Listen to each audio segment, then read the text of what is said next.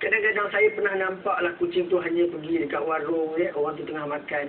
Hanya orang kata sekadar nak minta belas. Maaf. Yang mengiang kat kaki. Hanya sekadar nak minta belas kasihan. Tapi dia sepak kucing tu. Di mana hati budi manusia? Sedangkan kita selalu bercakap. Maaf sekejap Tak apa bang. Kalau kita pergi cari kucing abang ni. Mana dia? Mana dia? Jangan kejar. Mansyah. Syakir Mansyah. Okey. Untuk anda semua, Mansyah. setiap ekor kucing yang anda lihat ada bersama dengan abang ni, semuanya ada nama yang masing-masing.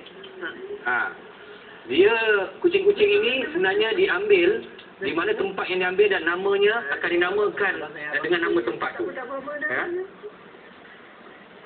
Okey bang. Saya nak abang sambung pasal yang tadi tu bang. Yang pasal kucing tu datang. Kucing tu sekadar nak minta, ialah nak minta makanan kan, nak makan. Tapi dia sepak kucing terpelanting depan mata saya. Kalau ikutkan hati, rasa terus terang cakap nak saya belasah je. Tapi kita ada undang-undang kan. Nanti saya, lagipun undang-undang tentang binatang di Malaysia ni tak ketat. Tak kuat kan. Benda ni kalau saya lawan di mahkamah pun, kalau pukul orang kerana binatang, saya mungkin boleh kena. Tapi kenapa? Selalu kita selalu di Bukit Bintang saya jumpa orang cakap, oh binatang ni kesayangan Nabi. Binatang ni, you bela ni pahala banyak. Tapi masalah kenapa mesti buang duit beribu ringgit hanya nak kucing import? Kalau kita kata kita sayang binatang, pada saya satu je lah. Katalah kucing tetap kucing. Kucing import ke, kucing patah kaki ke, kucing capik ke. Saya pernah jumpa satu kucing ada di rumah, tangan dia ni dua-dua dipotong. Dipotong di sini. Dia makan dengan cara macam tu. Ada di rumah. Saya jumpa. Saya bukan nak, orang kata nak ambil simpati tak. Saya terduduk tengok. Saya balik bawa pergi klinik ubat. Pasal apa saya dipotong? Kucing kalau patah tangan mungkin ada bekas kan. Ini betul-betul sama. Kenapa? Kenapa buat macam tu? Kemudian orang kita selalu dengar orang kata, oh saya pun sayang kucing. Semua orang cerita sayang kucing.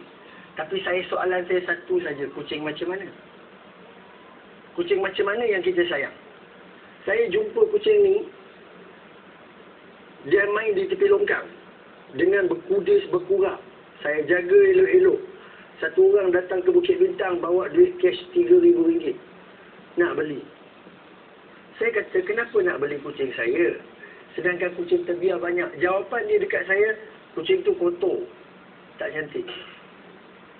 Di mana hati budi kita, kenapa benda yang kotor kita tak nak, benda yang cantik je kita nak?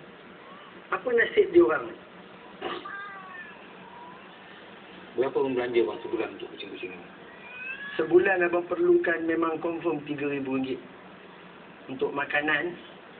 Dan tempat berak dia abang gunakan tisu, toilet roll tu, abang potong-potong. Dan ubatan. Yang mahal ni makanan dengan ubat. Sebab tu lah abang terpaksa bawa pergi ke Bukit Bintang. Bukan hanya nak menunjuk bela kucing, no. Pasal apa di Bukit Bintang tu kawasan pelancong. Abang terus terang cakap, abang harapkan pelancong. Pasal orang kita di sini belum lagi sampai ke tahap. Bukan abang nak kata abang bagus tak. Tapi belum sampai ke tahap nak buat macam abang. Tak sanggup. Pasal apa? Abang tengok pengalaman 6 tahun di Bukit Bintang, pengalaman mengajar kita. Bukan kata nak buat cerita, nak buat story, no. Tapi pengalaman. Berbeza dengan pelancong-pelancong luar negeri yang abang jumpa. Ada yang menangis. Ada yang jumpa abang peluk, cium. Ada yang menangis, ada yang terus terang cakap menangis. Pelancong Jerman jumpa abang. Tengok, menangis isteri dia. Minta bank account, nombor.